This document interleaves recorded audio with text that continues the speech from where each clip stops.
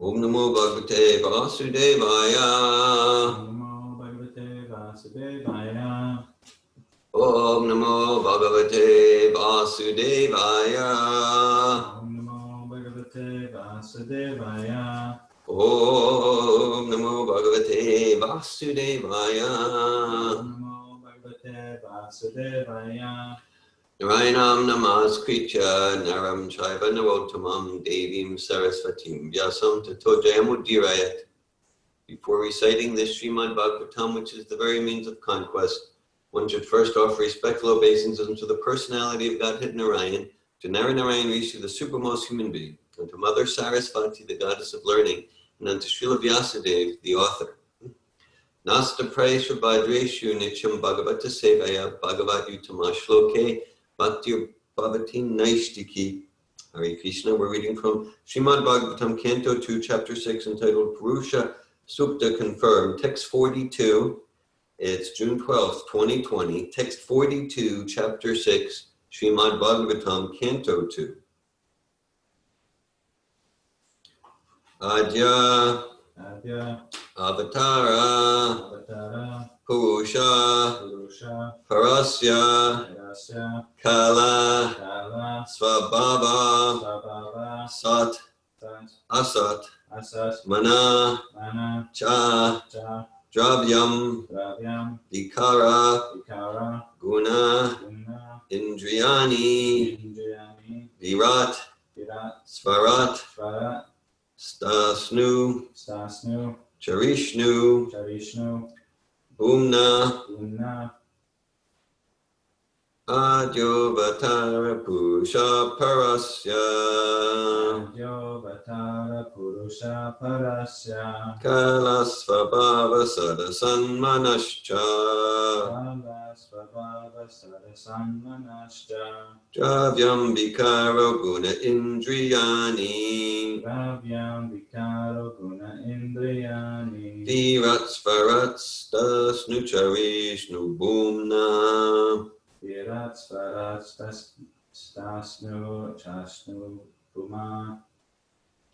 Adyovatara Purusha Parasya Kalasvabhava Sadasanmanascha Dravyam Vikaro Guna Indriyani Virat Svarat Stasnu Charishnu Bhumna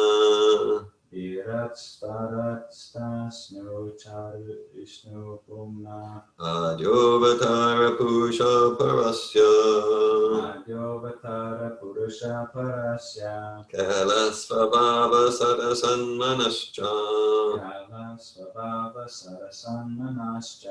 Dravyam Vikaro Guna Indriyani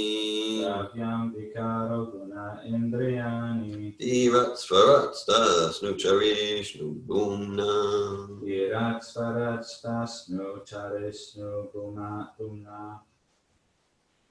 Adyovatara Purusha Parasya Kalasvabhava Sadasanmanascha Dravyam Vikara Guna Indriyani Virat Svarat Stasnu Charishnu Bhumna Virat Svarat Stasnu Charishnu Bhumna.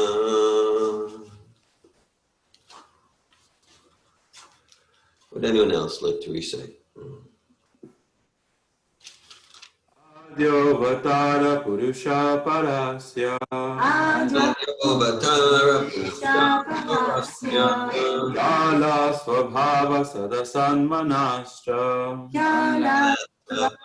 Sadasanascha Dravyam vikaro guna indriyani Vikaro Indriyani Virat swaraj tasnuchari snubhumna Vidat Swarastasnukharishubhumna Adyo Vatara Purusha Parasya Adyovatara Purusha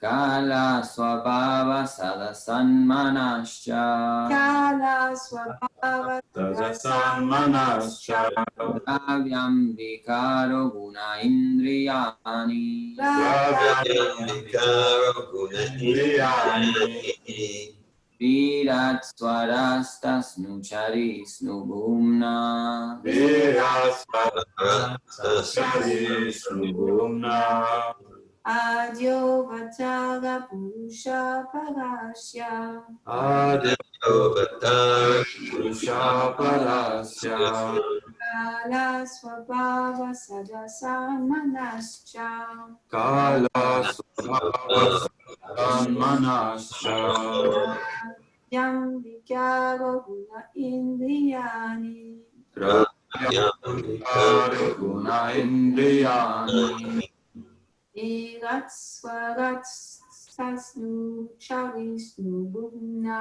Virat swaraj Tasnuchari snubhumna.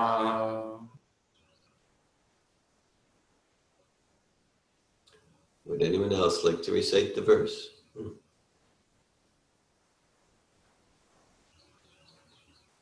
We'll go to the word for word.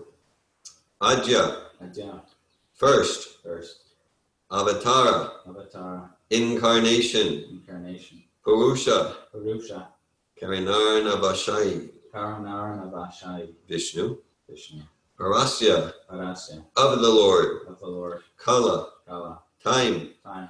Svabhava, Swabhava, space. space. Sat, Sat, result. result. Asat, Asat, cause. cause. Mana, Mana, mind. mind. Cha, Cha, also. also. Dravyam, Dravyam, elements. elements. Vikara, Vikara, material ego. material ego. Guna, Guna, modes of nature. modes of nature. Indriyani, Indriyani, senses. senses. Virat, Virat, the complete whole body. the complete whole body. Svarat, Svara, Garbhodakashaya Vishnu. Garbhodakshaya Vishnu. Stasnu, Stasnu, immovable. immovable. Charishnu, Charishnu, movable. movable. Bhumna, Pumna, of the Supreme Lord. of the Supreme Lord. Translation. Karinarnavashai Vishnu is the first incarnation of the Supreme Lord, and he is the master of eternal time, space, cause and effects, mind, the elements, the material ego, the modes of nature, the senses, the universal form of the Lord, Garbhodakashai Vishnu, and the sum total of all living beings, both moving and non-moving. Purport by His Divine Grace A.C. Bhaktivedanta Swami Prabhupada. That the material creation is not permanent has been discussed many times herein before. The material creation is but a temporary exhibition of the material energy of the Almighty God. This material manifestation is necessary to give a chance to the conditioned souls who are unwilling to associate with the Lord in the relationship of loving, transcendental service. Such unwilling conditioned souls are not allowed to enter into the liberated life of spiritual existence because at heart they are not willing to serve. Instead, they want to enjoy themselves as imitation gods. The living entities are constitutionally eternal servitors of the Lord, but some of them, because of misusing their independence, do not wish to serve. Therefore, they are allowed to enjoy the material nature, which is called Maya or illusion. It is called illusion because the living beings under the clutches of Maya are not factually enjoyers, although they think that they are being illusioned by Maya. Such illusioned living entities are given a chance at intervals to rectify their perverted mentality of becoming false masters of the material nature, and they are imparted lessons from the Vedas about their eternal relationship with the Supreme Lord Krishna. Vedesta saver hame vivedya. So the temporary creation of the material manifestation is an exhibition of the material energy of the Lord, and to manage the whole show, the Supreme Lord incarnates himself as the Karanarna Vashai Vishnu, just as a magistrate is deputed by the government to manage affairs temporarily. This Karanarna Dakashai Vishnu causes the manifestation of material creation by looking over his material energy, Sa Aikshata. In the first volume of this book, we have already discussed to some extent the explanation of the verse Jagrihe Purusham Rupam. The duration of the illusory play of material creation is called a kalpa, and we have already discussed the creations taking place in kalpa after kalpa. By his incarnation and potential activities, the complete ingredients of creation, namely time, space, cause, result, mind, the gross and subtle elements, and their interactional modes of nature, goodness, passion, and ignorance, and then the senses and their reservoir source, the gigantic universal form as the second incarnation, Garbhodakashai Vishnu, and all living beings, both moving and standing, which come out of the second incarnation, all become manifested. Ultimately, all these creative elements and the creation itself are but potential manifestations of the Supreme Lord. Nothing is independent of the control of the Supreme Being. This first incarnation in the material creation, namely Karanarna Vashai Vishnu, is the plenary part of the original personality of Godhead. Sri Krishna described in the Brahma Samhita 5.48 as follows. Yasyaikanisvasita kalamatabalam ya jivanti loma vilaja Jagadandanata Vishnur Mahan Swatihayasya Kalabhishesho Govindamari Purusham Tamaham Pajami. All the innumerable universes are maintained only during the breathing period of Mahavishnu, or Karanarna Vashai Vishnu, who is only a plenary part of Govinda, the original personality of Godhead, Lord Krishna. Om Ganatimirandasya Gananjana Shalakaya Chakshuranmilitam Yena Tasmai Sri Gurave Namaha. Jai Sri Krishna Chaitanya Prabhu Nityananda Sri Advaita Gadadhar Shiva Sadikora Bhaktavinda. Hare Krishna Krishna Krishna Hare Hare, Hare Rama Rama Rama Hare Hare.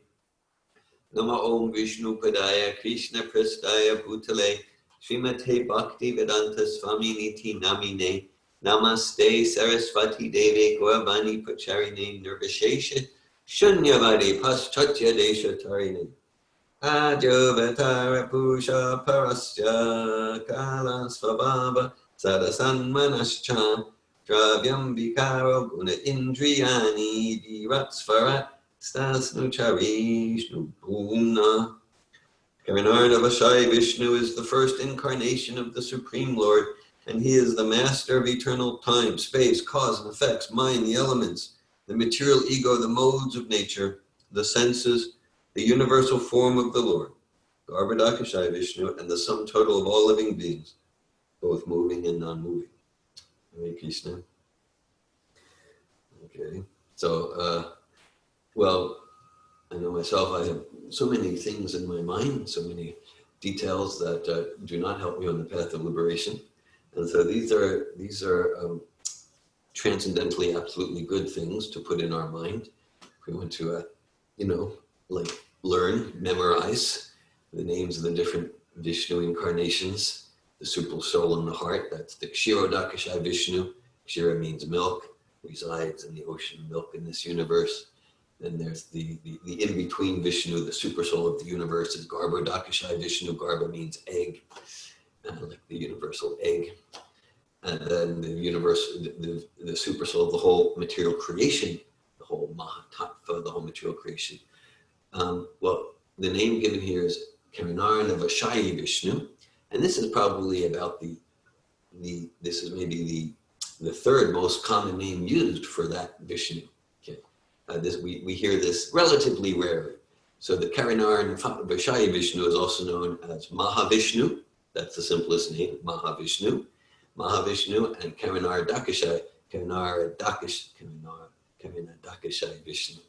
So Karanadakashai Vishnu and Karanarnavashai Vishnu and Mahavishnu are all the same personality, Supreme Personality. So essentially what, in reading the text and purport, so what I get Prabhupada saying, what Vyasadeva saying, Brahma, Lord Brahma, Shukadeva Goswami, is that if we don't want to be who we are, if we don't want to be who we are, we get to have an arrangement where we can pretend that we're someone else. If we don't want to, I don't want to be, I don't want to, it's because I don't want to surrender to God, I don't want to surrender to Krishna, but it's really just surrendering to ourselves. It's surrendering to ourselves because our nature, Jivara Srupoi Krishnera Nichidas Krishnera Tatasta Shakti Beda Beda Prakash. Our nature is to serve Krishna with love and devotion. Nitya Siddha Krishna Prema Sajika Bunoi Shravanadi Shuddhachite Karye Udai. Love of Krishna is eternally situated in the hearts of all living entities, including ourselves. And it's awakened by this process of hearing and chanting. Hare Krishna, Krishna Krishna, Hare Hare, Hare Rama, Rama Rama, Hare Hare. And so if we don't want to be who we are at the essence, in the heart of our hearts, okay, then Krishna, Prabhupada often makes the point, like Krishna does not want us to come to the illusion of material existence. He doesn't want us. And we're like a child having a temper tantrum. I insist. So Krishna's like, okay. So that we don't want to be who we are, we get to be in an arrangement where we can pretend we're someone else. I can pretend I'm David Wolf. Like that. And so it just, well, okay, yeah, I mean, I think it's a suitable analogy. Just like if someone, if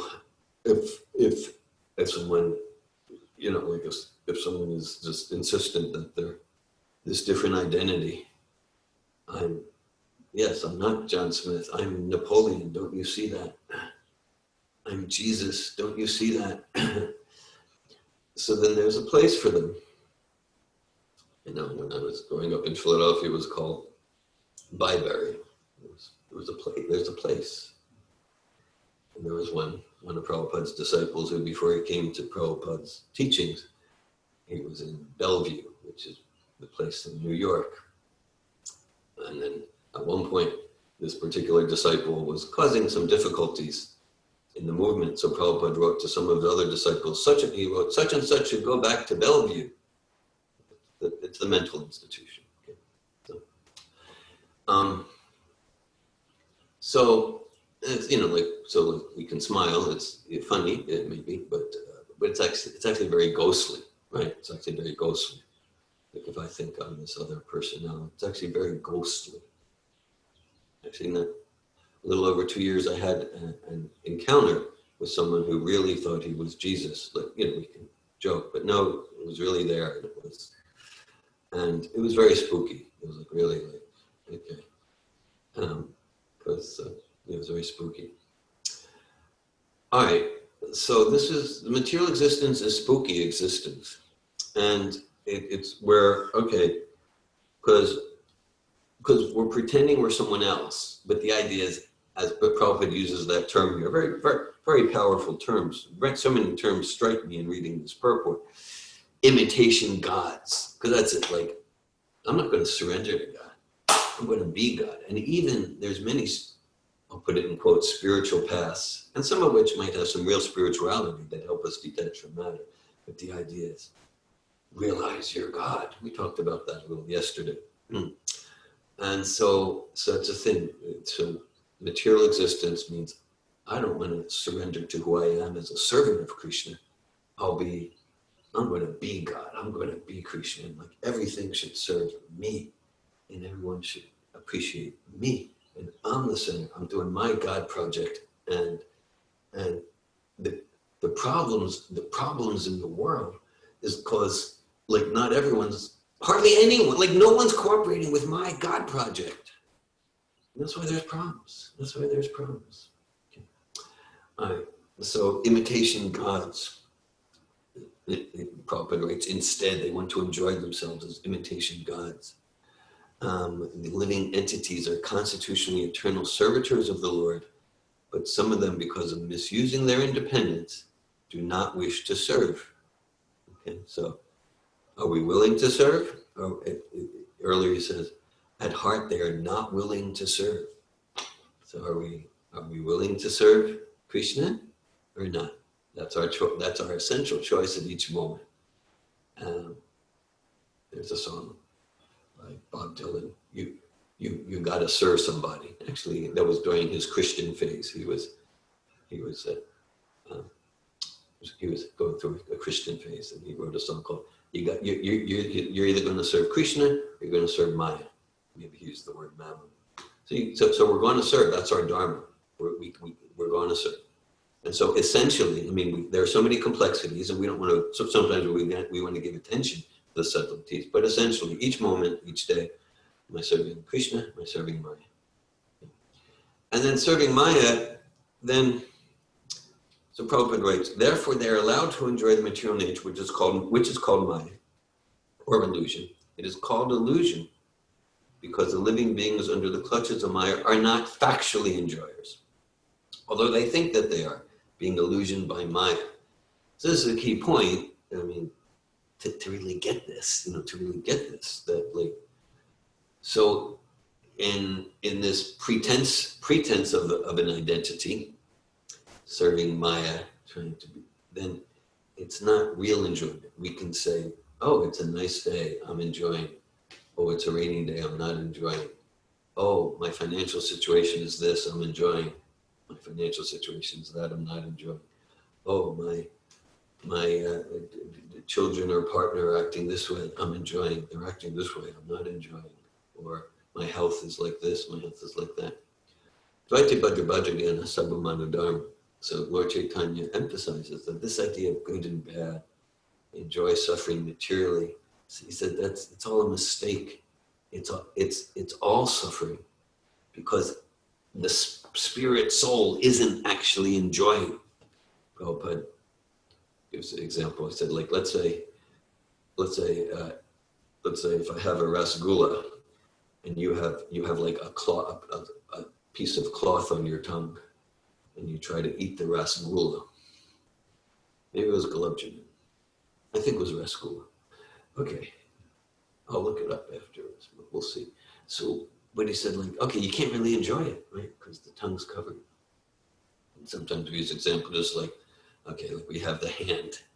We have our hand, and so with our hand we can pick up a dime. We can pick up a little coin.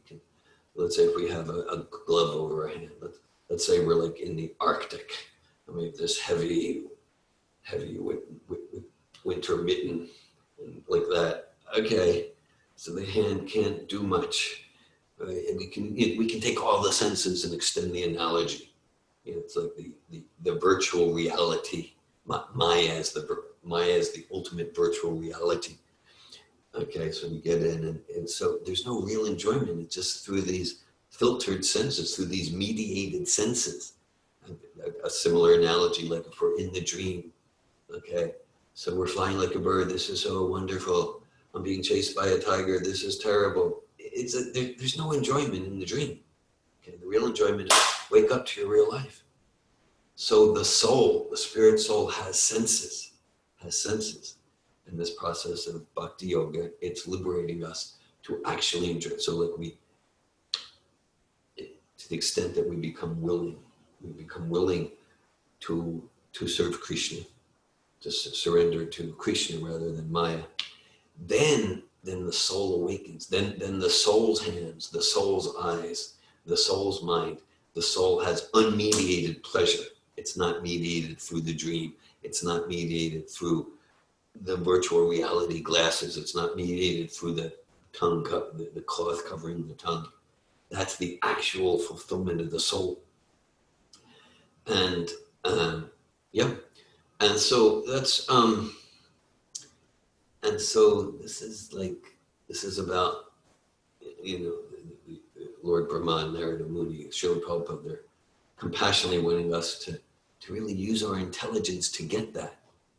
And it can be especially difficult to get when there's relatively not too much suffering and misery, relatively. Okay? But again, any state where I'm thinking I'm Napoleon or Jesus or in a dream or the virtual reality game, whatever analogy we want to use, there's no enjoyment there. There can be temporary. So material happiness is defined as relative relief from a more severe misery. Queen Kunti states, Janme Shwara Shuta Shribir Edamanamadappuman Naivarhat Evidatum Vai Tamakinchina Gochara.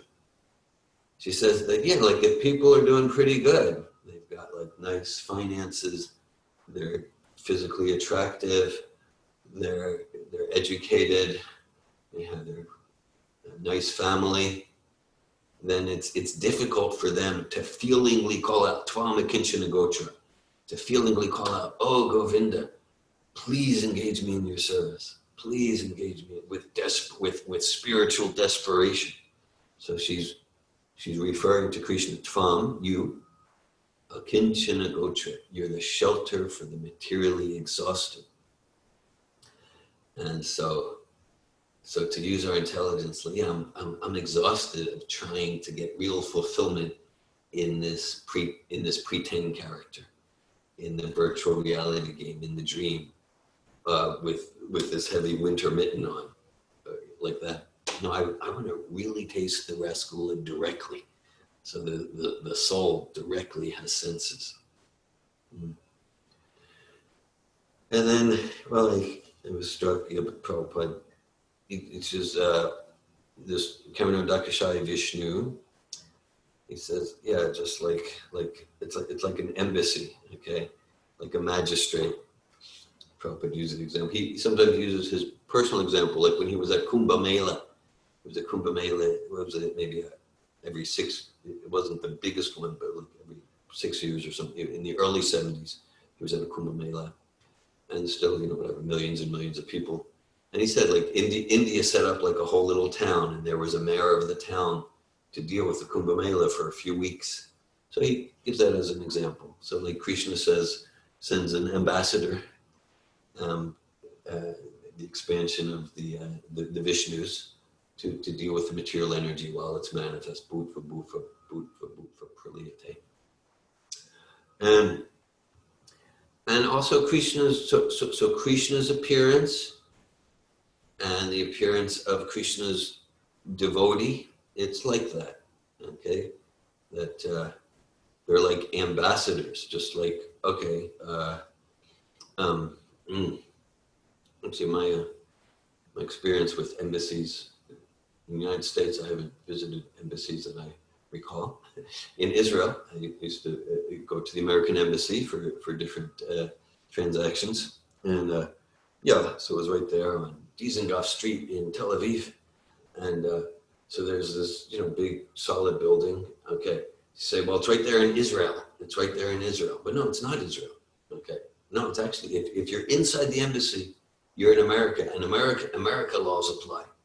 USA laws apply, right? And again, if you're in the Canadian embassy in Argentina, well, inside the building, it's Canadian laws. It's not Argentinian laws, right? Okay, so similarly, when Krishna, his expansions, his pure devotees, Shaktivesh avatars appear in this world, they're like ambassadors of Goloka Vrindavan. They're ambassadors of Vaikuntha. And the example given, just like, okay, there's a prison house. There's a prison house.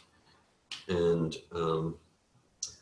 okay, the governor might choose to visit the prison house to give clemency, to give mercy, to give some encouragement to the prisoners. He might visit. And maybe in his visit, maybe even he'll eat in the cafeteria with them. And so someone who's kind of ignorant might go, look, the governor is a prisoner just like everyone else. But no. The governor's coming on his will. He's not forced to be there, and he can leave when he wants. He doesn't even need to eat that food if he doesn't want. Okay, but he's choosing to. It's a pastime. So So that's like Srila Prabhupada, Jesus, Mohammed. Okay, so like they're ambassadors, coming out of compassion to meet us where we're at and encourage us to develop some enthusiasm to do the heavy lifting required, so that we're not forced to take birth again, required to get us to realize that this dream life, this desert life, it's inherently a temporary place full of miseries. I don't want it anymore. To get like urgent, like no, like I don't want it. So yeah, so in this process, Rupa Goswami, he describes different states of being, different activities that are favorable and not favorable. He describes Utsaha Nishtaya Darya Tat Karma Pravartana Sangu Jagat Satovite Sabir Bhakti Prasidati. So these are qualities favorable. Patience. So like it's important that we're patient with ourselves, right? Because like if we get into frustration with ourselves, material frustration, and we try to motivate ourselves to be more spiritual, more Krishna conscious out of shame and guilt, that the whips of shame and guilt tend not to produce enduring change. So Rupa Goswami says, if we want to be steadily progressing, to maintain our enthusiasm. And I say maintaining our enthusiasm, it's a natural, like we're patient with ourselves, though not complacent. Patient, not complacent. That like, because I can certainly become very down on myself. Like, gosh, I'm hearing so much from Prabhupada, and there's so many opportunities, but gosh, each day, I'm just acting foolishly and stuck in the same way, and I can become discouraged. So discouragement isn't helpful. I could look at my same life, and I can become very encouraged. I can become encouraged. Like, gosh, if I look at my life, like before I came to Prabhupada's teachings in this process of Bhakti-Yoga, I mean, I couldn't imagine myself ever being even 1% as dedicated to true spiritual life as I am now. Like I couldn't imagine it if I look back 40 years, with even the idea of self-realization, God consciousness as a goal, it wasn't anywhere there. So it's like a miracle that I'm giving myself to this process as much as I am. Okay, and so in that encouragement, we don't want that to lead to complacency. Like, yeah, so whatever. That we are encouraged. We are encouraged to be urgent, not material anxiety, but to cultivate a desire. Like, I really don't want to take birth again in the material world. So Narada Muni describes Jatropha Swadharmam Charanam Bhajam Hare Bhajan Apokko Tapateta Yadi Yatrakva Bhajam Amuda Mushikim.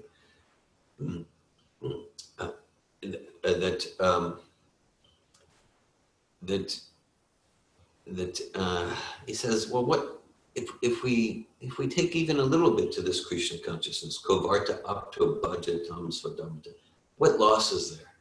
And if we dedicate ourselves to building something material, what gain is there? Because it's just like castles in the sand. So he's trying to encourage us with logic that let's whatever we give on this path, that's for our eternal benefit. Krishna says in Bhagavad-Gita, Neha Vikramo Nashosti Prajavayuna Vijite Swapamapyasya Dharmasya Trayate Mato Bayat. He says, on this path, there's no loss or diminution. Even if we do 1%, that's wonderful, that's glorious.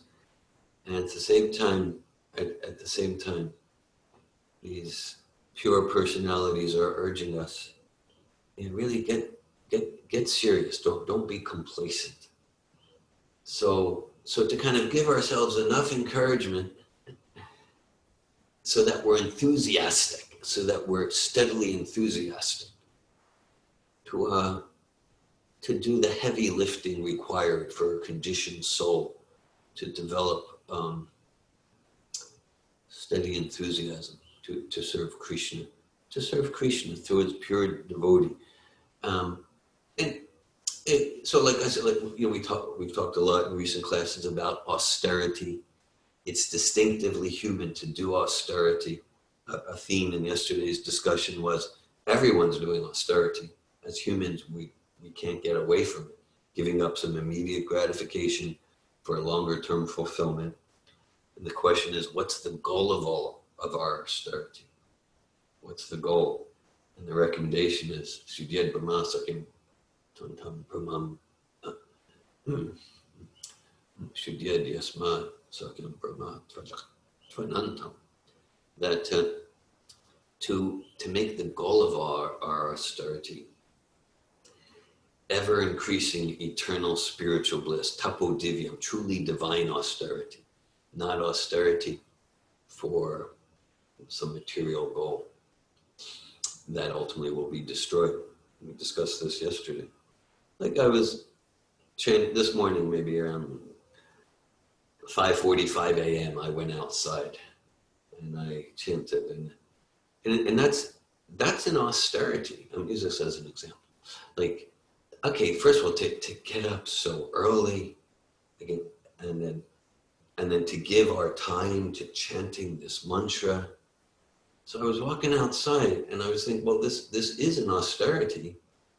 And I feel fortunate that for me, it didn't feel like an austerity. I was thinking like, this is really blissful life. Outside in the fresh pre-sunrise air, chanting the names of Krishna under the direction of Srila Prabhupada, just like, yeah, there's nothing else I would want to do. It is an austerity because for the mind and senses, it would be easier to sleep at this time. But let's just scroll on the internet, okay? And so at some point, the so-called sacrifices and austerity are directly experienced as blissful. And that's a sign that, this process is working. Again, if I look back 40 years before I came to Prabhupada's books and like that, the idea of getting up early to chant some mantra for 2 hours? What? Okay, oh my God. But now it's just like, there's just like nothing I'd rather do. Okay. Read Prabhupada's books, discuss them. But the whole morning program, in a sense, it's a sacrifice. It's a sacrifice of our time. It's a sacrifice of our hearing power. And at the same time, we want to steadily stretch ourselves. I think we're all familiar with that term. We want to steadily stretch ourselves in a way where we're joyful to do austerities that don't feel so good because I'm still attached to the body. Yeah, let me sleep 5 minutes per day less this month than last month. Let me reduce my eating. Okay, let me reduce my eating. Let me increase in the middle of the afternoon, let me do some reading. Oh, but in the middle of the afternoon, I just want to check my email and this and that. Right, and then the more we do divine austerities, gradually, the so-called austerity becomes blissful. And this is the process, so the ambassadors of light, the ambassadors coming from Vaikuntha, from Goloka Vrindavan, they're encouraging us to be truly intelligent. Krishna Varnam Trisha Krishnam Sango Bandashna Parshanam Yudgais and Kirtan Jadanti Sumedasa. Sumedasa means superior intelligence. And superior intelligence, true spiritual intelligence, is to engage, participate in Lord Chaitanya's Sankirtan movement. Devyesha gunamahi mamamaya dharatyaya mameva ye prapajante maya metam tarantite. Krishna says, look, this material energy, just like you're going to be swamped, you're going to be overwhelmed. And just like, no, I'm a good swimmer. I was on my high school team. Like, yeah, but look, you're dealing with like 200-foot tidal waves, 500 of them in a row. You're not going to handle this at the same time. The whole Pacific Ocean is just a tiny drop for Krishna. And so Krishna says, take shelter in me, and you'll easily cross over this insurmountable ocean, this otherwise insurmountable ocean of material existence. Itam saaste parat manishtam, the Avanti Brahmin praises, I shall cross over the insurmountable ocean of material existence by taking shelter of the lotus feet of Sri Krishna, by serving Krishna. This path has been approved experientially, directly, personally by all the previous acharyas who were fully absorbed in the service of the super soul of the Lord. I'll just close, just that a point comes to me that, yeah, in talking about we want to be patient, complacent, and enthusiastic, we want to give attention. We want, a devotee is naturally introspective. At the same time, we don't want introspection to become a sort of self-absorbed analysis. Okay? Because essentially,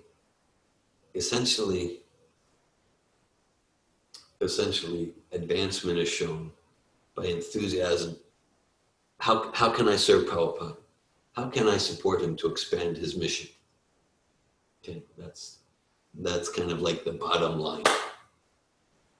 Now, I mean, we're looking at maybe some little subtle psychological points. Sometimes in the name of service, we can be avoiding our introspective process and seeing the weeds in our heart. And just like, well, I just want to go around on book distribution, which is nice, but are we running away from ourselves? And at the same time, there can be this sort of analysis paralysis where in the name of internal process, we're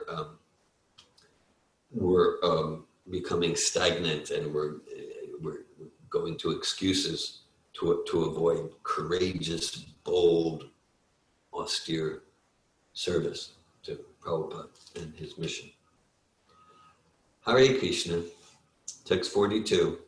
Adya varanta purusha parasya kalasvabhava sadasan manascha dravyam vikaro guna indriyani viratsvara snucharishnu bhumna. Karanarnavashai Vishnu is the first incarnation of the Supreme Lord, and he is the master of eternal time, space, cause and effects, mind, the elements, the material ego, the modes of nature, the senses, the universal form of the Lord, Garbhodakashai Vishnu, and the sum total of all living beings, both moving and non-moving. Hare Krishna, thanks for your attention and presence. I welcome comments or questions. Hare Krishna. As a Hare Krishna. Thank you for class, Prabhu. I have a question about, I'd like to better understand the analogy you gave, that Prabhupada gives about the senses, like the hand being covered or there being a cloth on the tongue. Like what I'm understanding from that is that the uncovered senses means that we would experience like a higher intensity or a higher volume, like a higher sensitivity with our uncovered senses. But I also, like with my mind or my intelligence, I'm thinking that's not exactly what the point is. Can you help me better understand that? Okay. Yes. All right. So I would say yes. I your terms higher sensitivity. Yeah. My understanding is that's accurate. That describes it well, and I'll try to explain it more completely. But that's accurate. And it's a higher sensitivity, and let's say, and it's of a different quality altogether. So, okay. So let's take let's take the virtual reality analogy, okay? So I'm this character in the virtual reality game, okay? And so the character is walking in the forest, beautiful trees, and there's a brook and babbling, and we can hear the sounds of the birds chirping, okay? We can hear the sounds of the birds chirping, and then there's a pizza, and he smells the pizza, and he eats the pizza, and he sees maybe he sees a beautiful woman, and okay, so he has all of the senses engaged.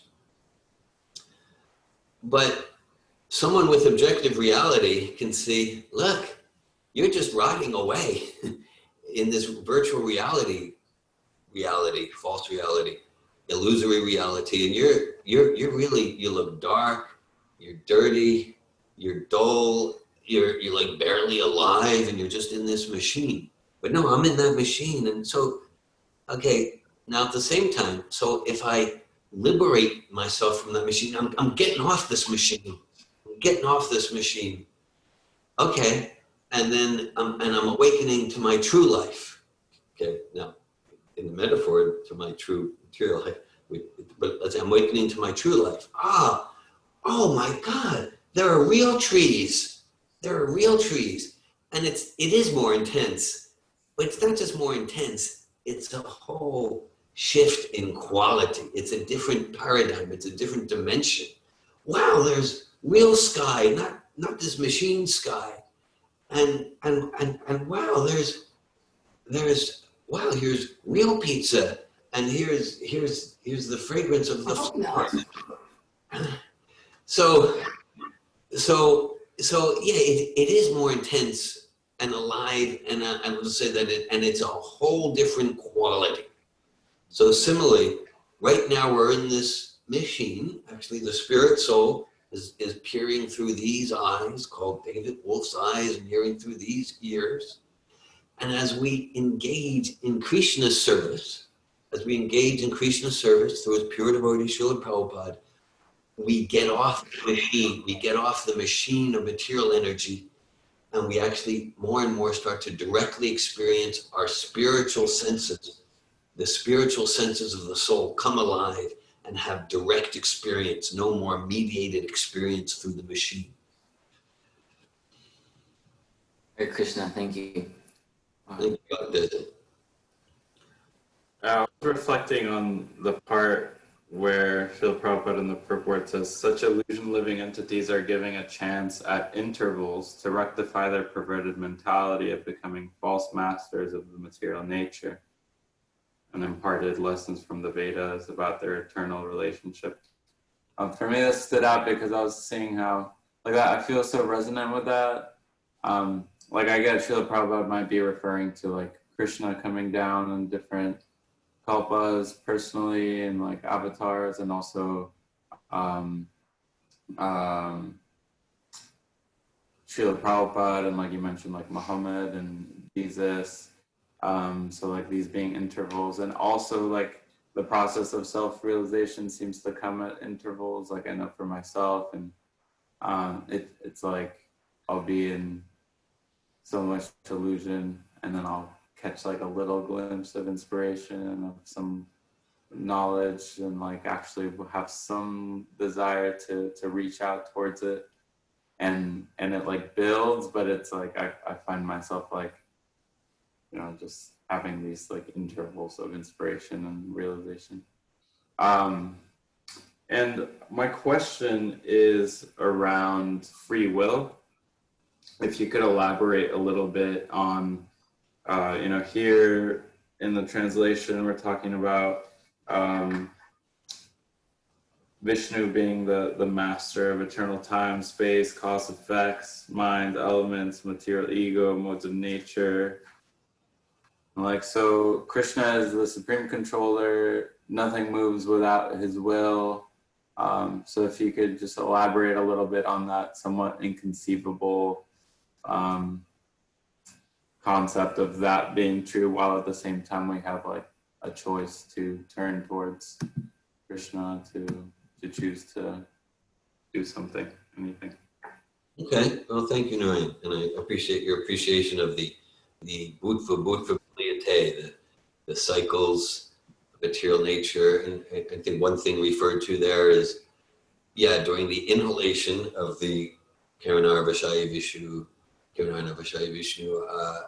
then the spirit souls are in the body of Vishnu, and then after 311 trillion, 40 billion years, there's the exhalation, and the whole universe is for the spirit souls, for us to rectify our conditioned material mentality, as we discussed yesterday. Krishna has a two-part plan for us. The nectar of devotional service and the suffering of material are all meant to support us, to inspire us to turn to who we really are. And so essentially that's about the whole plan is to move us, to inspire us to use our free will, more intelligently, rather than in a self-defeating way. And so just like, okay, we could say the government, or let's say in an old-fashioned kingdom, the government's sort of like an impersonal form of the king, right? So the government is the master of all moving and non-moving entities, and that doesn't mean that and each living entity, yeah, I choose, I'm gonna go hike in the mountains today. I'm gonna do some email correspondence. So people have free will, and the government's the controller. So of course, our free will comes from our source, Krishna. Our free will comes from our source. So even our free will comes from Krishna. And so and then free will, so our free will comes from Krishna, and he creates it. Create isn't exactly the proper term. Create indicates created at a point in time, whereas the living entities like Krishna, we exist before material time. Just like as an analogy, we don't really say the sun creates the sun rays, because there's never a time where the sun exists without the sun rays. Still, it's true to say the sun rays emanate from the sun. Okay? They're both eternal in the metaphor. Right, so Krishna creates us with free will, and okay, at the same time, so there's five factors as the cause of all action. This is described in many places, particularly Bhagavad-Gita chapter 18, text 13 and 14. 5 factors as the cause of all action. We won't do, any sort of complete analysis here, but our free will is one of the factors. Our effort, our intention. Other factors are the place, the sense, the kshetra, the place, the senses, the endeavor, and the ultimate factor is the supersoul. The ultimate factor is the supersoul. As some Western philosopher said, once we commit, then providence moves. So we get to commit, and that's not the ultimate factor, but by us committing, Krishna reciprocates. And to the extent that we're using, to the extent that we're using our free will for material, to fulfill material desires, Supersoul facilitates through material energy. And to the extent we have devotional desires, Supersoul facilitates through spiritual internal energy. And then another point I think that's important in the discussion is the 3 modes of nature. They're called gunas, ropes.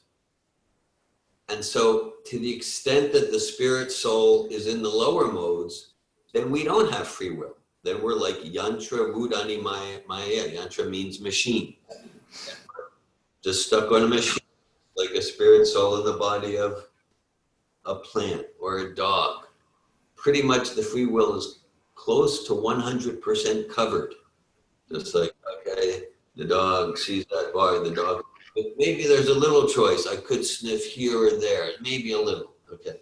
And to the extent that we associate with with rajas and tamas, then as much as we feel like I live my own life, we're pretty much just dragged by the nose.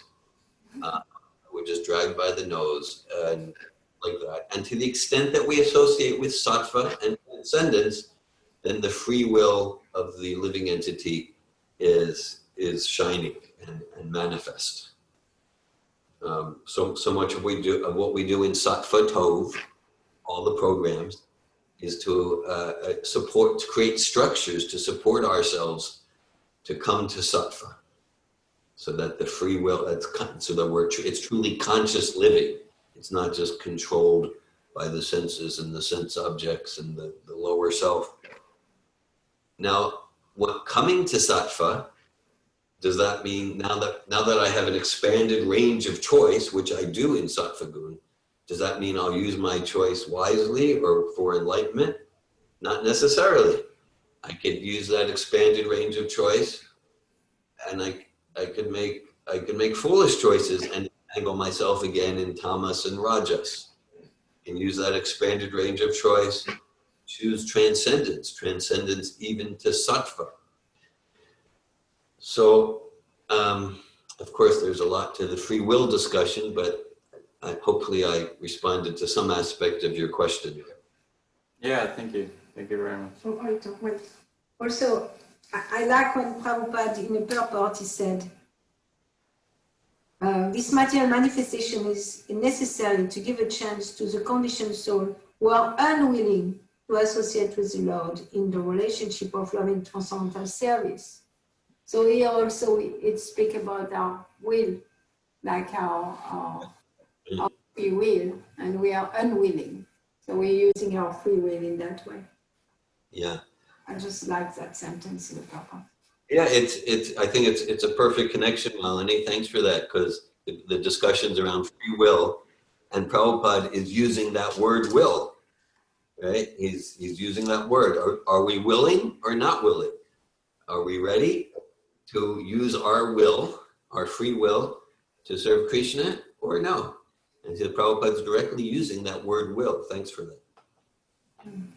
Yeah. I have a question, so I can ask my question since we are unmuted. You spoke a lot in your class about being tired of the material energy, tired of suffering, tired of being in a material existence. And I understand how that's supportive of spiritual life, because the beginning of spiritual life starts with like acknowledging that I'm miserable here and that there is nothing to change, that I'm going to be miserable because it's a miserable place. And so that's the beginning, in a sense, of spiritual life that lead us to ask questions. And at the same time, developing that desire and continuing to develop this desire. How is that different than desire in liberation? Okay, developing the desire to be relieved from material life, I'm exhausted. I want relief from this. That's like that sounds like I want some remuneration. I want something for the devotional service. I want relief from this material misery. Get me out of fear. Yeah, that it's still about me, and then I'm just. It seems to be a desire for liberation, and then it can be a trap. It seems. Yeah. Well, sure. It's about my best interest. Yeah, it's about I want to be happy, and I'm frustrated. I'm frustrated in my efforts, my intellectual efforts, my relationship efforts in material existence. I want to be happy. Yeah. It's about me, and it's actually an intelligent way to serve and fulfill my best interest. And so, it's about me, and that's pretty good. That if I can come to actually serving my best, even if like I just want to be happy, I don't know about Krishna's happiness or Prabhupada's pleasure. I just want to be happy, and I see that this chanting Hare Krishna is the best way to do it.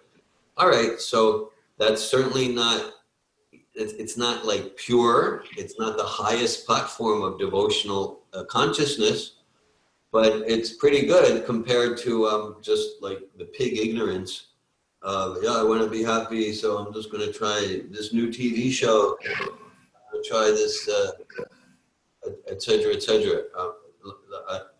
to try to be happy through gratifying material ego, material senses.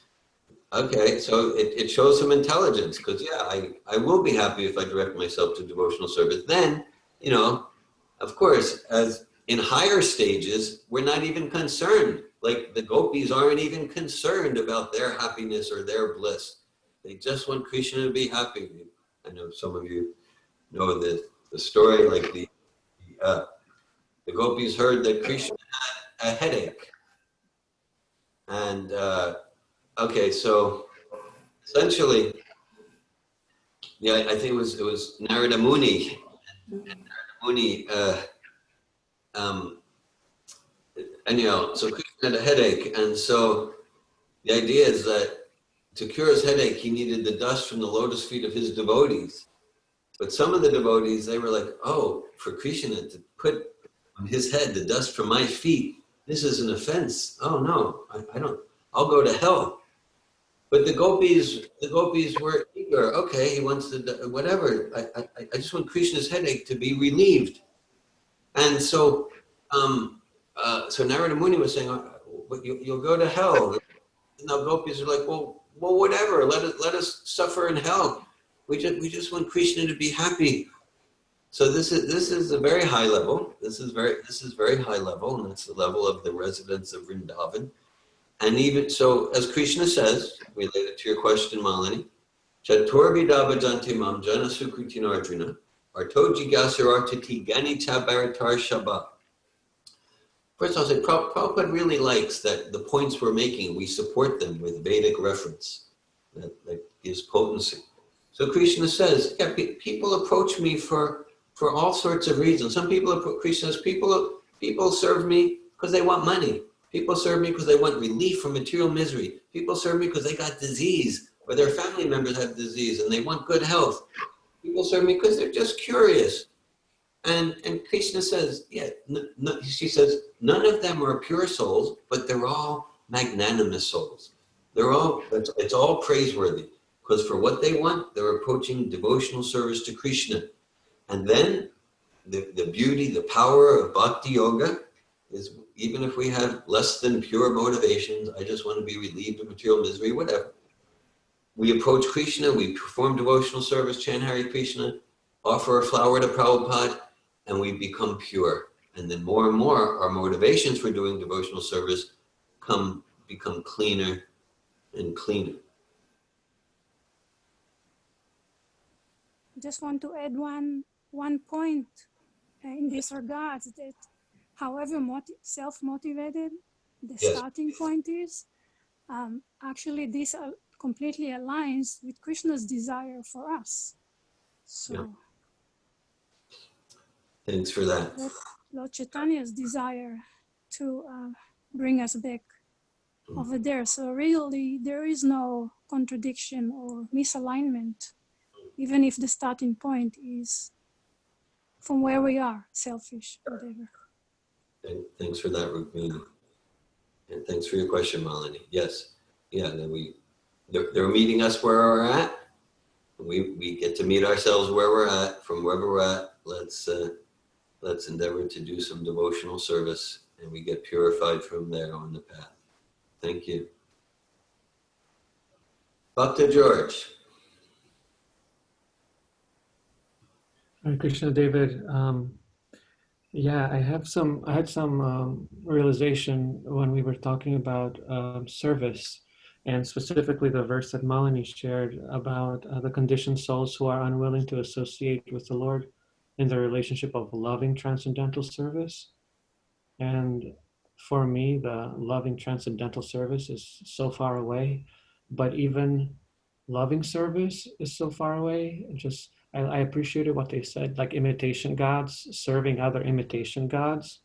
Here, it's like when I served my patients, it was like I would do this service, you pay money, or like some boss or whatever, you know, like, or some teacher at school. It's like, I do this, you give me a grade or some certificate or something, and there's no love, like there's no love in that service. So trying to make that leap of, like, that word service in itself, to my conditioned, selfish, individualistic mind, it's like so triggering, because it's like, all I know is the service of this world. It's like service in the kingdom of Ravana or whatever. Like, if you want to think of Maya as being, you know, it's like, what would service in the kingdom of Ram look like? Or what would that service where I serve from love, and then there's ever increasing love as Krishna reciprocates, like that just is so far away from even like intellectual understanding for me.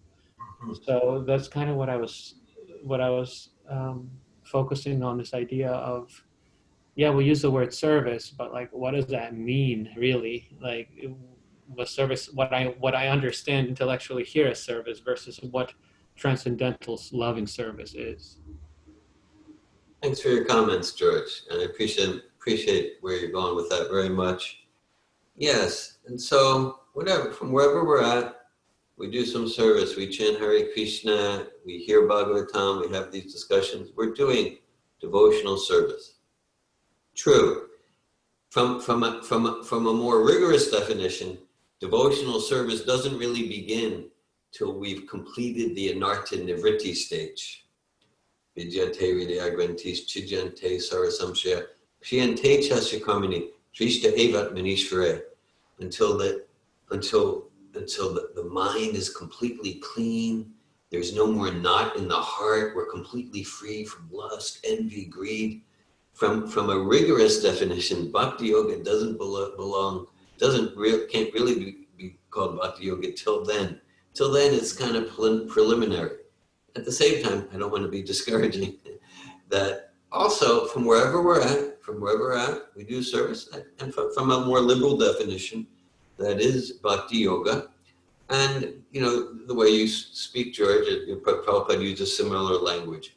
To the extent that Krishna is not in the center, and cultivation of Krishna consciousness is not in the center, then whatever we call it, it's business exchange. It's business exchange. And so from wherever we're at, we do our best in our relationships to put true self-realization, Krishna consciousness in the middle of the relationship. And then gradually, the business exchange becomes more and more pure and clean and selfless. Do Kirtan together, support each other to understand Bhagavad-Gita, Srimad-Bhagavatam. I was talking recently with someone, and she's a very inspiring devotee, and she was sharing with me.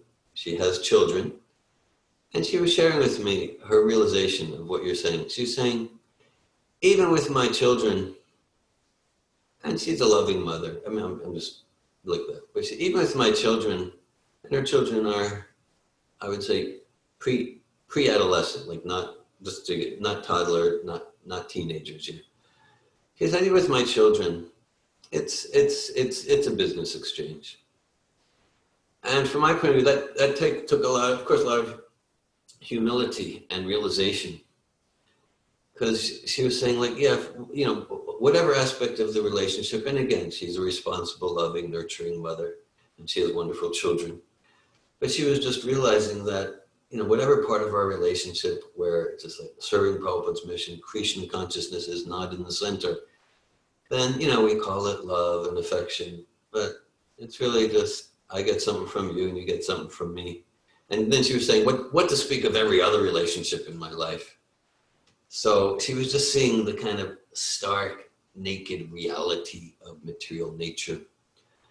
And so, as Melanie was sharing, yeah, so we, you know, to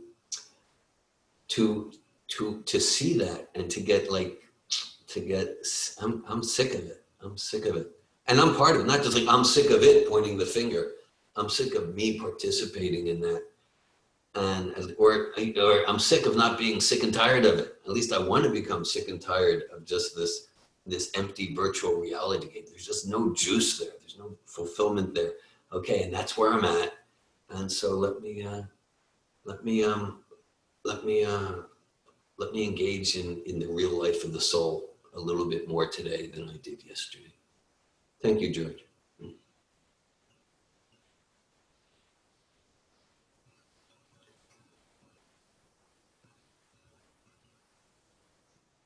I'm appreciating that story with the mom.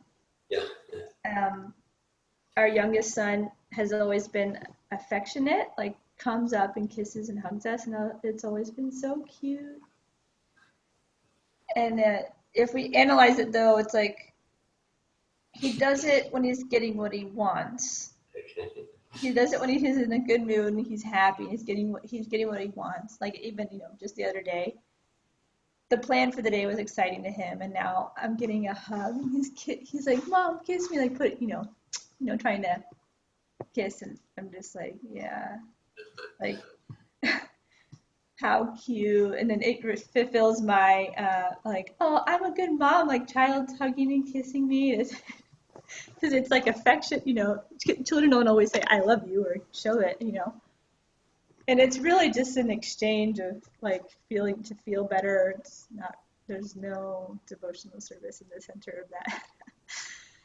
And it's funny. It's kind of funny. Thanks for your personal experience, confirming the point. Srimad-Bhagavatam ki jai. Srila Prabhupada ki jai. Hare Krishna. Hare Krishna.